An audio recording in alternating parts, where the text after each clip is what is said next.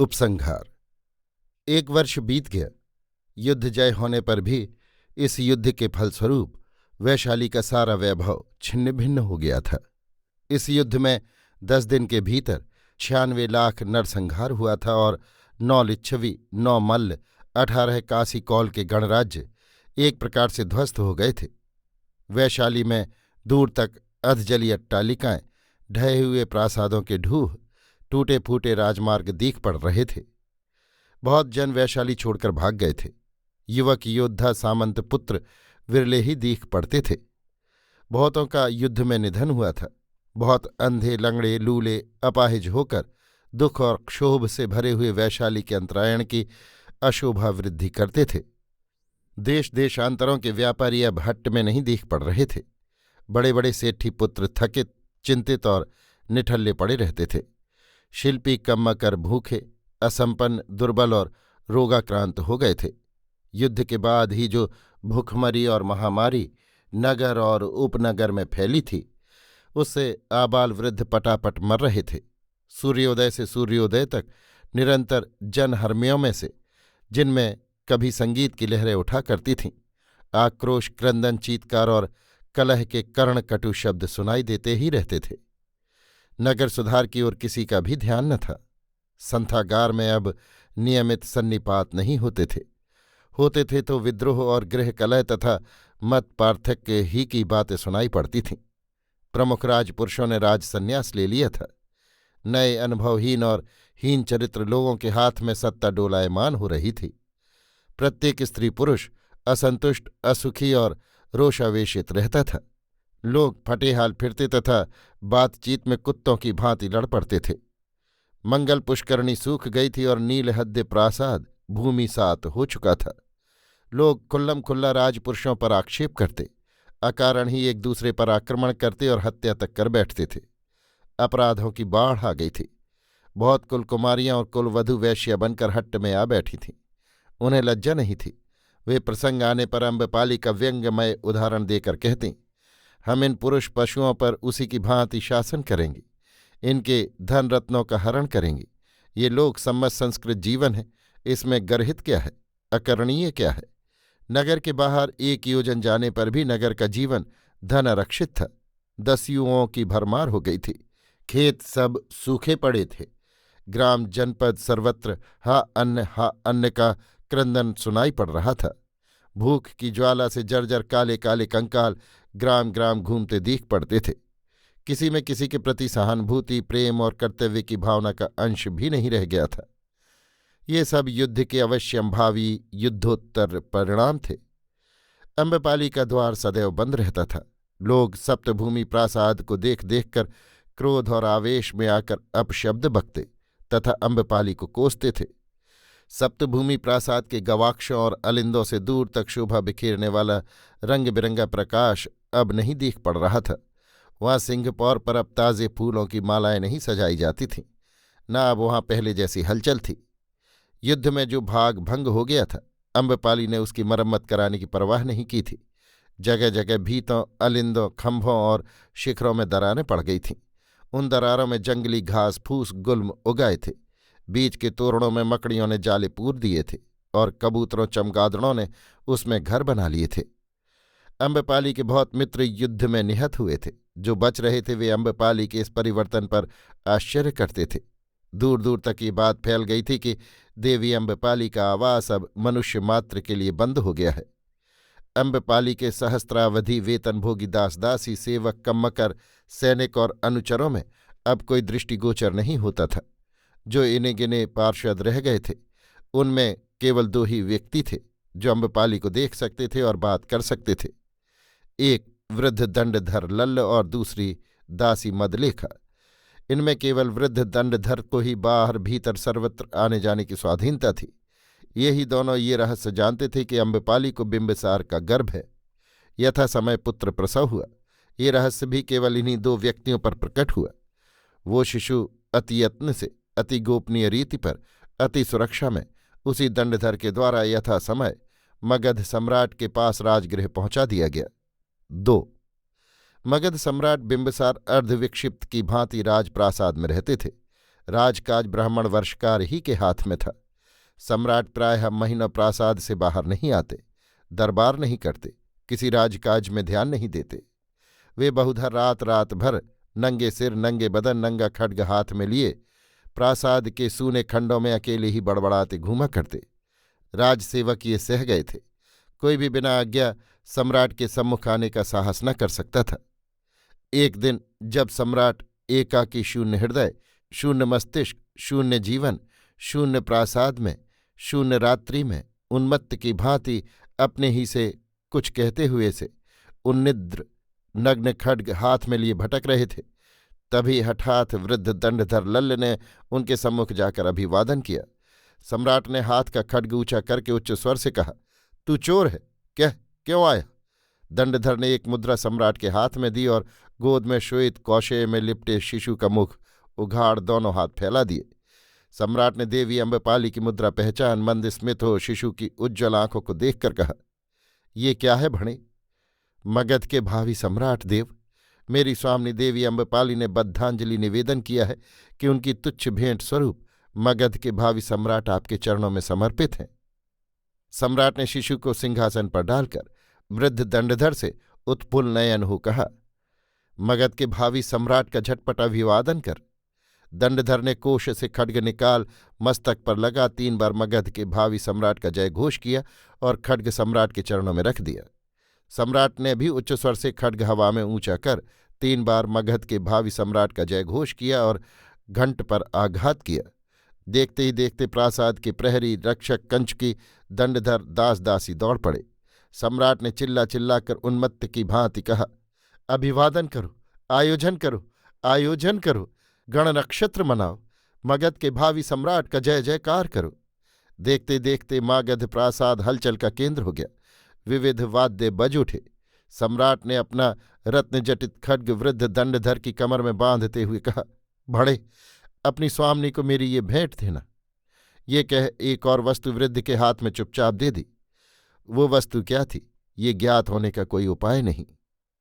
3 10 वर्ष बीत गए।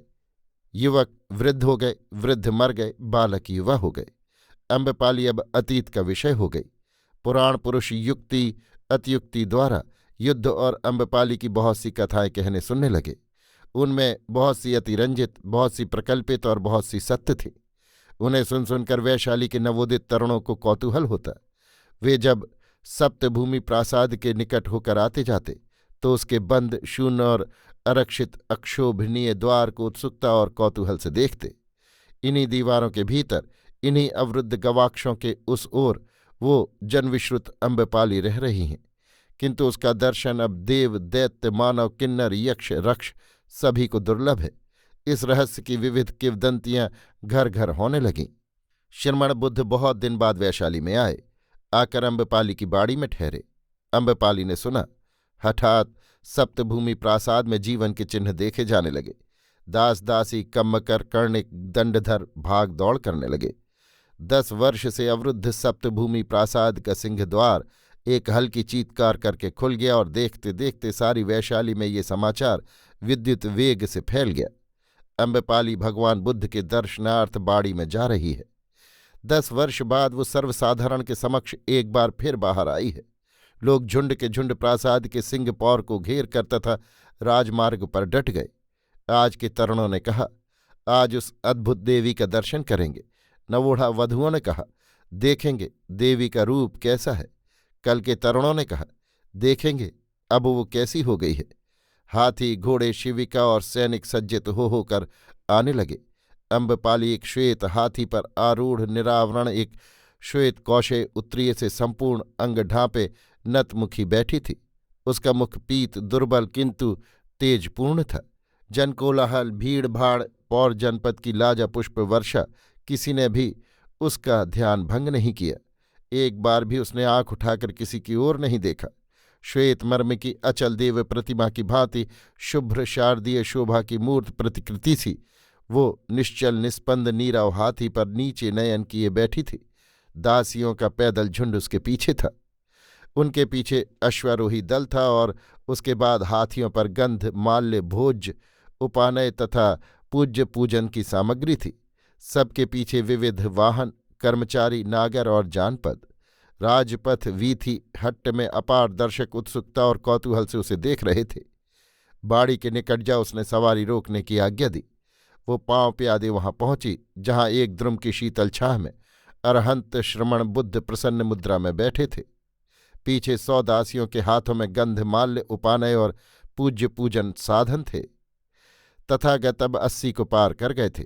उनके गौर उन्नत कृशगात की शोभा गांभीर्य की चरम रेखाओं में विभूषित हो कोटि कोटि जनपद को उनके चरणों में अवनत होने को आह्वान कर रही थी।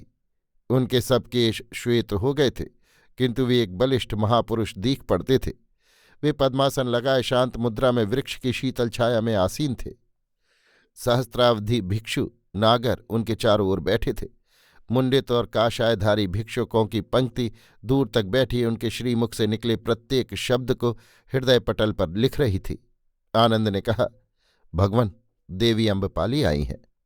तथागत ने किंचित हास्य मुद्रा से अम्बपाली को देखा।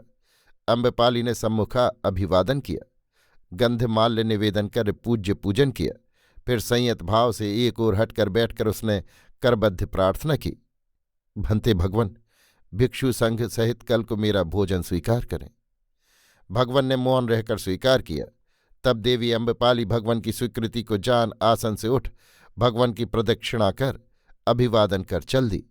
इसी समय रथों, वाहनों, हाथियों, अश्वों का महानाद, बहुत मनुष्यों का कोलाहल सुन अरहंत बुद्ध ने कहा, आयुष्मान आनंद, ये कैसा कोलाहल है?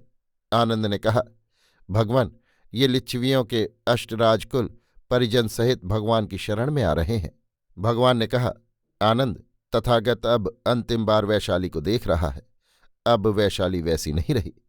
जब वे लिच्छवी सज धज कर तथागत के निकट आते थे तब तथागत कहता था, भिक्षुओं, तुमने देवताओं को अपनी नगरी से बाहर आते कभी नहीं देखा है, परंतु इन वैशाली के लिच्छवियों को देखो, जो समृद्धि और ठाट बाट में उन देवताओं के ही समान हैं। वे सोने के छत्र, स्वर्णमंडित पालकी, स्वर्ण जटित रथ और हाथियों सहित आबाल वृद्ध सब विविध आभूषण पहने और विविध रंगों से रंजित वस्त्र धारण किए सुंदर वाहनों पर तथागत के पास आया करते थे।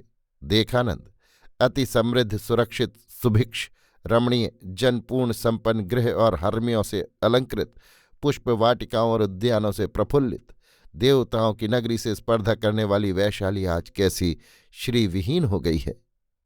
इसी बीच अष्टकुल के लिच्छवी राज परिजन ने निकटा अपने अपने नाम कह भगवान को अभिवादन किया और एक ओर हटकर बद्धांजलि बैठ गए। उन्हें भगवान ने धार्मिक कथा द्वारा समदर्शित, समार्दिपत, समुत्तेजित और संप्रहर्षित किया।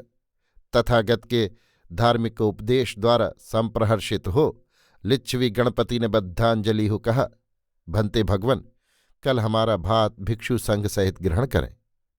भगवान ने मंद स्मित करके कहा, ये तो मैं अम्बपाली का स्वीकार कर चुका। तब लिच्छवियों ने उंगलियां फोड़ी, अरे, अम्बपाली ने हमें जीत लिया, अम्बपाली ने हमें वंचित कर दिया।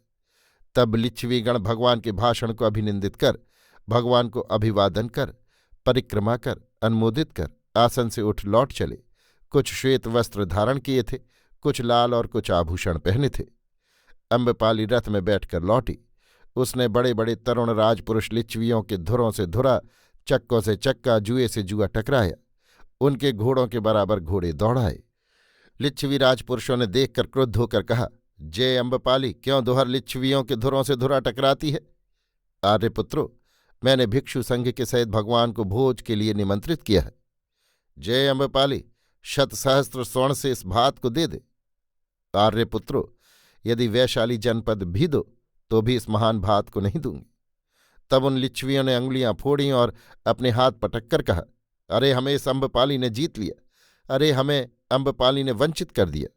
अम्बपाली ने अपना रथ आगे बढ़ाया और उसके सहस्त्र घंटनाद के उद्घोष और उसके पहियों से उड़ी हुई धूल का एक बादल पीछे रह गया। 4 तब अरहंत भगवान पूर्वाह्न समय जानकर पात्र और चीवल्ले 1200 भिक्षु संघ सहित देवी अम्बपाली के आवास की ओर चले। अम्बपाली ने सैकड़ों कारीगर मजदूर लगाकर रातों रात सप्तभूमि प्रासाद का श्रृंगार किया। तोरणों पर ध्वजा पताकाएं अपनी रंगीन छटा दिखाने लगीं। गवाक्षों के रंगीन स्फटिक सूर्य की किरणों में प्रतिबिंबित से होने लगे।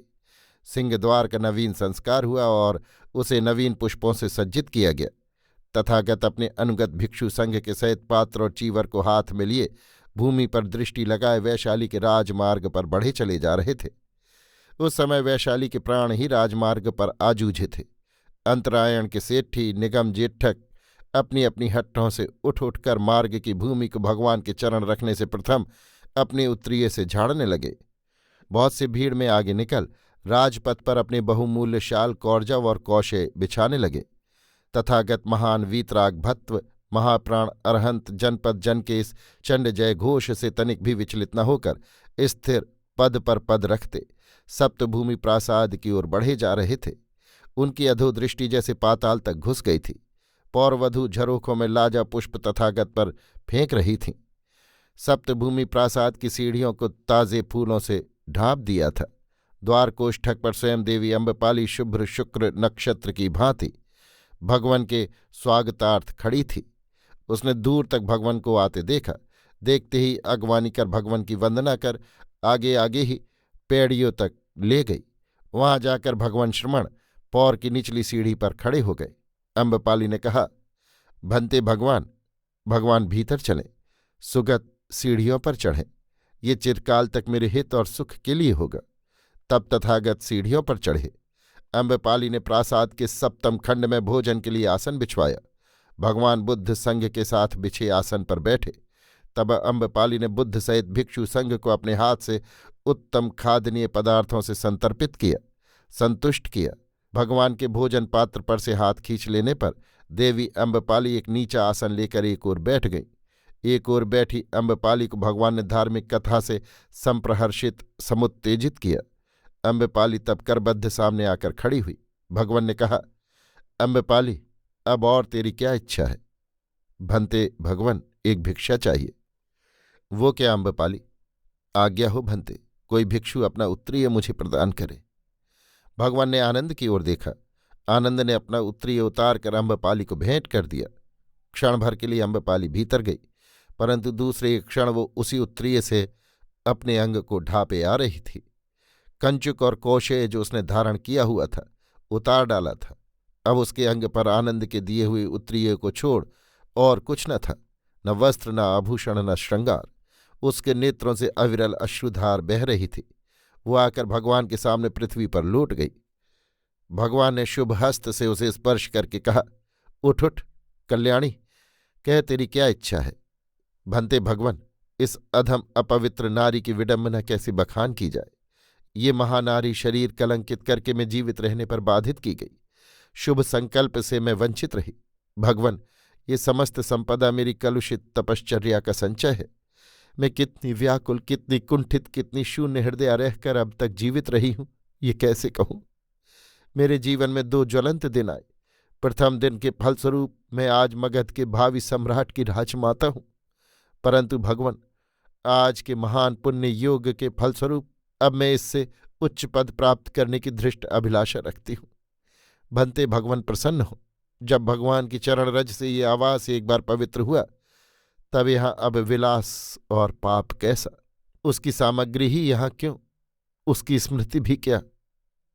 इसलिए भगवत चरण कमलों में ये सारी संपदा, प्रासाद, धनकोश, हाथी, घोड़े, प्यादे, रथ, वस्त्र, भंडार आदि सब समर्पित हैं। भगवान ने जो ये भिक्षु का उत्तरीय मुझे प्रदान किया है, मेरे शरीर की लज्जा निवारण को यथेष्ट है। आज से अम्बपाली तथागत की शरण है। ये इस भिक्षा में प्राप्त पवित्र वस्त्र को प्राण देकर भी सम्मानित करेगी। इतना कह अविरल अश्रुधारा से भगवत चरणों को धोती हुई अम्बपाली अरहंत बुद्ध की चरण रज नेत्रों में लगाकर उठी और धीरे धीरे प्रासाद से बाहर चली गई। दास दासी, दंडधर, कर्णिक, कंचुकी भिक्षु सब देखते रह गए। महावीतराग बुद्ध आप्यायित हुए। उनके संपूर्ण जीवन में ये त्याग का सर्वोत्कृष्ट उदाहरण था। अम्बपाली उस पीत परिधान को धारण किए, नीचा सिर किए, पैदल उसी राजमार्ग से भूमि पर दृष्टि दिए धीरे धीरे नगर से बाहर जा रही थी, जिसमें कभी वो मणिमाणिक्य से जड़ी चलती थी। सहस्त्रों नगर पौर जनपद उन्मत्त विमूढ़ हो उसके पीछे पीछे चल दिए। सहस्त्र सहस्त्र कंठ से जय अम्बपाली, जय साध्वी अम्बपाली का गगनभेदी नाद उठा और उसके पीछे समस्त नगर उमड़ा जा रहा था। खिड़कियों से पौर वधुएं पुष्प और खील वर्षा कर रही थीं। भगवत ने कहा, आयुष्मान आनंद, ये सप्तभूमि प्रासाद भिक्षुकों का सर्वश्रेष्ठ विहार हो। भिक्षु यहां रहकर सम्मार्ग का अन्वेषण करें, यही तथागत की इच्छा है। इतना कह भगवत बुद्ध उठकर भिक्षु संघ सहित बाड़ी की ओर चल दिए। 5 महाश्रमण भगवत बुद्ध अम्बपाली की बाड़ी में अस्वस्थ हो आसन पर बैठे। तब अम्बपाली केशों को काटकर काशाय पहने, मार्ग चलने से फूले पैरों, धूल भरे शरीर से दुखी, दुर्मना, अश्रुमुखी पांव प्यादे, रोती हुई बाड़ी के द्वार कोष्ठक के बाहर आकर खड़ी हो गई। उसके साथ बहुत सी लिच्छवी स्त्रियां भी होली थीं। इस प्रकार द्वार कोष्ठक पर अम्बपाली को शांत, दुखी और अश्रुपूरित खड़ी देख आयुष्मान आनंद ने पूछा, सुश्री अम्बपाली, अब यहाँ इस प्रकार तुम्हारे आने का क्या प्रयोजन है? भंते आनंद, मैं भंते भगवान से प्रव्रज्या लेना चाहती हूं। तो भगवती अम्बपाली, तुम यहीं ठहरो, मैं भगवान से अनुज्ञा ले आता हूं। इतना कह आनंद अरहंत गौतम के पास जा बोले, भगवन, भगवती अम्बपाली फूले पैरों, धूल भरे शरीर से दुखी, दुर्मना, अश्रुमुखी रोती हुई द्वार कोष्ठक पर खड़ी है। वो प्रव्रज्या की अनुज्ञा मांगती है। भंते भगवन, भगवती अम्बपाली को प्रव्रज्या की अनुज्ञा मिले, उन्हें उपसंपदा प्रदान हो। नहीं आनंद, ये सुनकर नहीं कि तथागत के जतलाए धर्म में अम्बपाली घर से बेघर प्रव्रज्या ले। भंते, क्या तथागत प्रवेदित धर्म घर से बेघर प्रव्रजित हो? स्त्रियां स्त्रोत आपत्ति फल, सकृदागामी फल, अनागामी फल, अरहत्व फल को साक्षात कर सकती हैं? कर सकती हैं आनंद। याद भंते, तथागत प्रवेदित धर्म विनय में घर से बेघर प्रवजित हो स्त्रियां अरहत्व फल को साक्षात करने योग्य हैं, तो भंते भगवती अम्बपाली इसके लिए सर्वथा सम्यक उपयुक्त हैं। कुछ देर अरहंत बुद्ध ने मौन रहकर कहा, तो आनंद, यदि सुश्री अम्बपाली 8 गुरुधर्मों को स्वीकार करे तो उसे प्रव्रज्या मिले, उसकी उपसंपदा हो। तब आनंद भगवान से इन 8 महाधर्मों को समझ द्वार कोष्ठक पर जहां अम्बपाली फूले पैर, धूल भरे शरीर और अश्रुपूरित नयनों से खड़ी थी वहां पहुंचे। पहुंचकर अम्बपाली से कहा, भगवत की अम्बपाली यदि 8 महाधर्मों को स्वीकार करें तो शास्त्र तुम्हें उपसंपदा देंगे, प्रव्रज्या देंगे। भंते आनंद, जैसे अपने जीवन के प्रभात में मैं सिर से नहाकर उत्पल कर्षिक माला या अतिमुक्तक माला को दोनों हाथों से चाव सहित अंग पर धारण करती थी, उसी प्रकार भंते आनंद मैं इन 8 गुरुधर्मों को स्वीकार करती हूं। तब आयुष्मान आनंद ने भगवत के निकट जा अभिवादन कर कहा, भंते भगवत, भगवती अम्बपाली ने यावत जीवन 8 गुरुधर्मों को स्वीकार किया है। आनंद, यदि स्त्रियां तथागत प्रवेदित धर्म विजय में प्रवृज्या न पातीं तो ये ब्रह्मचर्य चिरस्थायी होता, सद्धर्म सहस्त्र वर्ष ठहरता। परंतु अब जब स्त्रियां प्रव्रजित हुई हैं तो ब्रह्मचर्य चिरस्थायी न होगा, सद्धर्म 500 वर्ष टिकेगा। जैसे बहुत स्त्री वाले और थोड़े पुरुषों वाले कुल चोरों द्वारा सेतठिका द्वारा अनायास ही में प्रवध्वंस से होते हैं, इसी प्रकार आनंद जिस धर्म विनय में स्त्रियां प्रवृज्या पाती हैं वो ब्रह्मचर्य चिरस्थायी नहीं होता। जैसे आनंद संपन्न लहलहाते धान के खेत में सेतठिका रोग जाति पड़ती है, जैसे संपन्न ऊख के खेत में मंजिष्ठ रोग जाति पड़ती है, उसी प्रकार जिस धर्म विनय में स्त्रियां प्रवृज्या लेती हैं वो चिरस्थायी नहीं होता। इसी से आनंद जैसे कृषक पानी की रोकथाम को मेढ़ बांधता है, उसी प्रकार मैंने भिक्षुणियों के लिए जीवन भर अनुलंघनीय 8 गुरुधर्मों को स्थापित किया है। तो सुश्री अम्बपाली को ला। तब आनंद के साथ देवी अम्बपाली ने भगवान के निकट आ परिक्रमा कर अभिवादन किया और बद्धांजलि सन्मुख खड़ी हो बुद्धं शरणं गच्छामि, संघं शरणं गच्छामि, धम्मं शरणं गच्छामि 3 महावाक्य कहे। भगवत ने उसे प्रव्रज्या दी, उपसंपदा दी और स्थिर धीर स्वर से कहा, कल्याणी अम्बपाली सुन, जिन धर्मों को तू जाने कि वो सराग के लिए है, विराग के लिए नहीं, संयोग के लिए है, वियोग के लिए नहीं, जमा के लिए है, विनाश के लिए नहीं, इच्छाओं के बढ़ने के लिए है, इच्छाओं के कम करने के लिए नहीं, असंतोष के लिए है, संतोष के लिए नहीं, भीड़ के लिए है, एकांत के लिए नहीं, अनद्योगिता के लिए है, उद्योगिता के लिए नहीं, दुर्भरता के लिए है, सुभरता के लिए नहीं, तो तू अम्बपाली शुभे एकांतेन जान की न वो धर्म है, न विनय है, न शास्ता का शासन है। कुछ देर मौन रहकर भगवत ने फिर कहा, जाम्बपाली, तुझे उपसंपदा प्राप्त हो गई, अपना और प्राणी मात्र का कल्याण कर। भगवत अरहंत प्रबुद्ध बुद्ध ने इतना कह उच्च स्वर से कहा, भिक्षुओं, महासाध्वी अम्बपाली भिक्षुणी का स्वागत करो। फिर जयनाद से दिशाएं गूंज उठीं।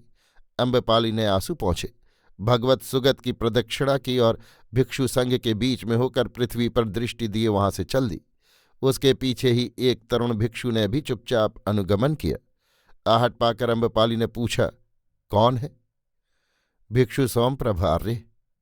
अम्बपाली बोली नहीं, रुकी भी नहीं, फिरकर एक बार उसने देखा भी नहीं। एक मंद स्मित की रेखा उसके सूखे होठों और सूखी हुई आंखों में भास गई। वो चलती चली गई। उस समय प्रतीची दिशा लाल लाल मेघाडंबरों से रंजित हो रही थी। उसकी रक्तिम आभा आम के नवीन लाल लाल पत्रों को दुहरी लाली से रंगीन कर रही थी। ऐसा प्रतीत होता था मानो सांध सुंदरी ने उसी क्षण मांग में सिंदूर दिया था। अभी आप सुन रहे थे आचार्य चतुर्सेन शास्त्री के लिखे उपन्यास वैशाली की नगर वधू को मेरी यानी समीर गोस्वामी की आवाज में। इसी के साथ ये उपन्यास अब समाप्त होता है।